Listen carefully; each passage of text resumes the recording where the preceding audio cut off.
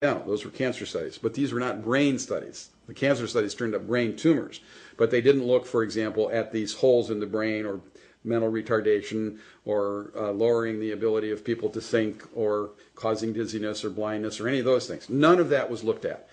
And we were proposing that we design some studies to look at it.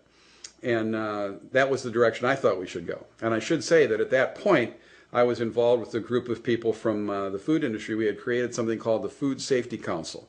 We had 35 major corporations, and it had a board that was half corporate people and half consumer advocates, academic people, environmentalists, and so forth, to look at the standards for food safety. And we had written a whole series of standards for food safety. Basically, what I was saying to Rumsfeld is, why don't you bring your company into the same framework that all these other companies have agreed to be a part of? And we had a very good, very full and frank exchange. His scientists kept jumping up and running around the room and saying, there's no problem, there's no problem, there's no problem. Ultimately, he made the decision not to find out what the facts were, but to move forward on the limited record that they had before them. And I believe it was a decision that was made that said we can accomplish our ends better legally and politically than we can by actually doing the science to determine the outcome of the questions that are being asked. And in my mind, that demonstrated that he was an individual not interested in facts, not interested in the truth, not interested in finding out what the fundamental realities are, but much, much more interested in setting a goal and then by will and force pulling all the resources that he could possibly pull together to achieve that goal, i.e. get NutraSweet on the market and sold. And so Donald Rumsfeld had been in all these meetings and known all of these potentially very harmful effects of this substance that he then went on and continued to market? Well, I can't say what Donald Rumsfeld knew or didn't know. He's not a scientist. He's not very interested in science, from what I can tell. More or less, he's a fixer. He's an operative. You assign him a job and he goes and he does it. Now, I'm sure that as he gets up into the level of Defense Department, he sort of makes up his own jobs and says, I'm going to do these things. But facts are not all that important to how he proceeds, because he's so confident that he knows what the outcome should be, that he will look across, at least in the way he did on NutraSweet, he looked across the horizon to find all those facts that would support his position, and then minimized or denigrated all the facts that didn't support his position. In 1980, the Public Board of Inquiry voted unanimously to reject the use of aspartame until additional studies could be done on aspartame's potential to cause brain tumors. The product was said not to be, it was ruled by law, it was said you cannot market this product. And then they had to go and do political triage and get in there and manipulate the process. So, I mean, the manipulation was so powerful that one of the first things that Ronald Reagan did when he became president was suspend the authority of the FDA commissioner to take any actions. So he was sworn in whatever day in January, and the next day he issued an executive order eliminating the FDA commissioner's authority to take actions. There was obviously a fear on the part of somebody that the commissioner was going to do something about NutraSweet or something else that would create difficulty, because it took him a while to get a new commissioner. It took him a little over a month to get a new commissioner, get the old one out and the new one in. And in that month, the old commissioner was prevented from taking any actions by an executive order. And that takes a high level of political clout to do that.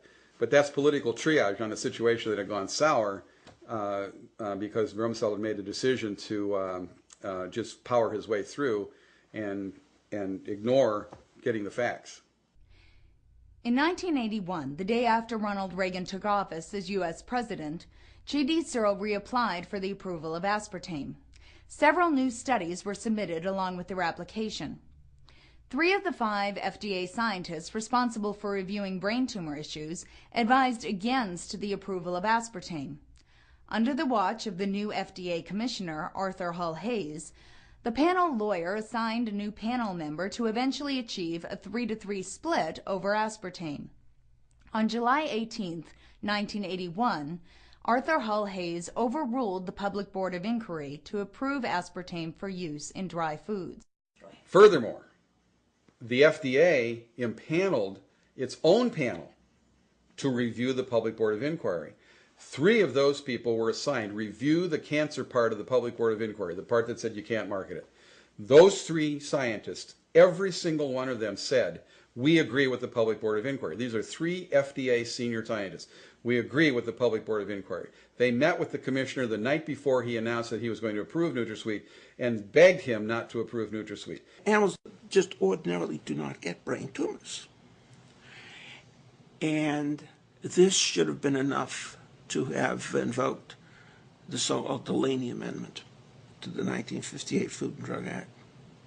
It says that if something causes tumors or cancer in experimental animals, you should not approve it for human use. In 1983, the FDA approved the use of aspartame in carbonated beverages. Under charges of improprieties, Arthur Hull Hayes left the FDA and was hired as a consultant for $1,000 a day by G.D. Searle's public relations firm.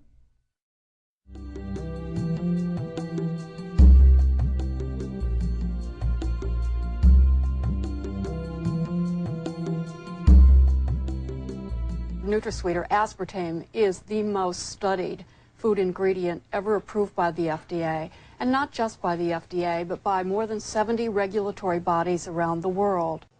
In order to rubber stamp it around the world, you've got to get it approved in another country. Okay, so let's take Europe. If England were to find out that they wanted them indicted for fraud, if they ever read these reports by the CDC or the FDA Board of Inquiry saying it's not safe, or found out, about that they wanted them indicted, naturally they're not going to approve it. So what they did was, Searle, the manufacturer, made a business deal with the Professor Paul Turner, who was in the regulatory agency in England, and he approved it without anybody knowing it. Parliament had a big blowout about it, and the story was in The Guardian. I have a copy of it. But they did not rescind the order. There were no studies done in the UK, and it was rubber stamped. Then, around the world, they could say, well, it was approved in the United States, it was approved in Europe, and then it was approved, in other places. They tried to get it approved in Canada, and they couldn't do it. But once they got it approved in Europe, they began to rubber stamp it around the world.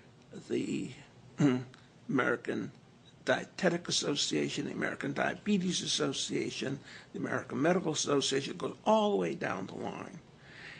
And if you were to see and read their journals and publications and see who the sponsors were and the people who were paying a great deal for advertising therein, it would make a little bit more sense. But the Center for Disease Control did an investigation and said it was safe. No, the Center for Disease never said it was safe either. What they did, here is the Center for Disease Control investigation. And it's a 146-page document. What it goes into, what was happening to the people, goes into cardiac arrest, it goes into seizures, it goes into liver problems, it goes into mood alteration, and it goes into death. And it ends up by saying that more neurological studies need to be done. Now here's what happened. If you go to the Center for Disease Control website, you will see a summary, not this 146-page investigation, but a summary that contradicts this report, saying that it was just mild findings. And I told Dr. Satcher before he left the CDC and became Surgeon General, I said, if you don't take that phony summary off, I will put the whole 146-page investigation on web and let the world see what the Center for Disease Control did. And we do have it on www.dorway.com, like doorway with one O. You can read this entire investigation, and this is the original document. Betty Martini and her organization, Mission Possible, have served as the lighthouse for people who suspect their toxin to be aspartame and wish to learn more. For over 10 years, she has worked tirelessly to inform people of this issue, often challenged by the pharmaceutical and food industries. Mission Possible is the central hub for prevailing knowledge of aspartame. Betty Martini and Mission Possible contribute to Doorway.com, a website that is likely the most frequently cited internet source on this issue. A substantial find in my investigation was Betty Martini. Her work is an act of charity, and her sources are credible. And of course, as the case histories came in on the internet, and they were just coming in